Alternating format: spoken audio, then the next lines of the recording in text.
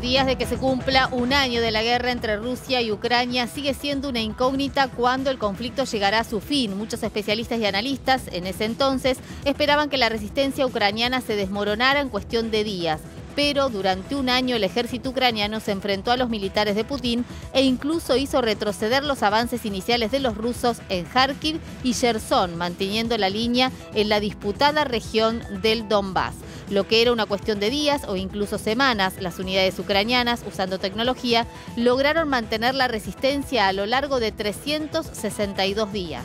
Ayer el presidente estadounidense Joe Biden realizó una visita sorpresiva a Kiev, aunque tuvo que avisar a Rusia para evitar una escalada mayor.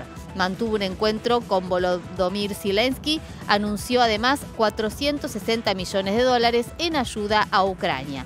Por su parte, el presidente Vladimir Putin habló ante el parlamento de su país y acusó a Occidente de querer acabar con Rusia y de globalizar el conflicto en Ucrania. También anunció que Moscú suspende su participación en un acuerdo de desarme nuclear firmado con Estados Unidos. Esto decía ante el parlamento el presidente ruso Vladimir Putin.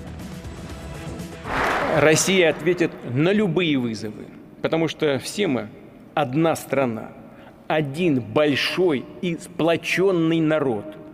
Мы уверены в себе, уверены в своих силах.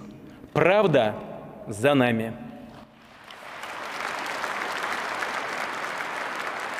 Спасибо.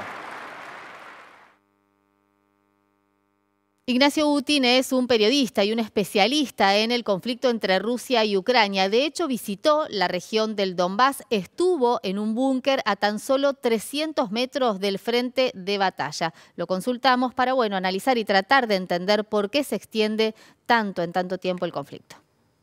En primer lugar, yo diría que esta guerra ha tenido muchas fases distintas, han cambiado los objetivos declarados de Rusia y ha tenido una primera fase el 24 de febrero del año pasado en la que Rusia empezó invadiendo Ucrania desde el sur, desde la península de Crimea, desde el este, desde el territorio ruso y desde el norte, desde el territorio de Bielorrusia. Pero casi enseguida, a las 2-3 semanas para mediados de marzo, principios de abril, Rusia empezó a replegarse, cambió su estrategia, dijo que se focalizaba en el sur y en el este.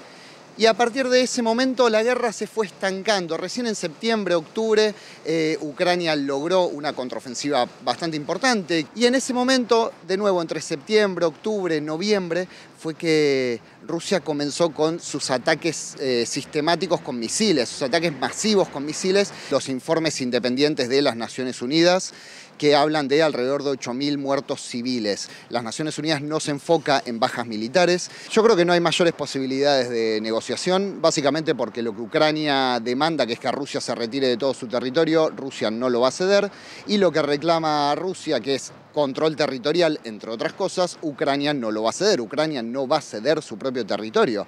Entonces, digamos que la mesa de negociación por ahora es una posibilidad muy lejana. ¿Podrían intervenir otros países, con lo cual se podría ampliar el conflicto? Es posible, es posible. En primer lugar, yo diría Bielorrusia.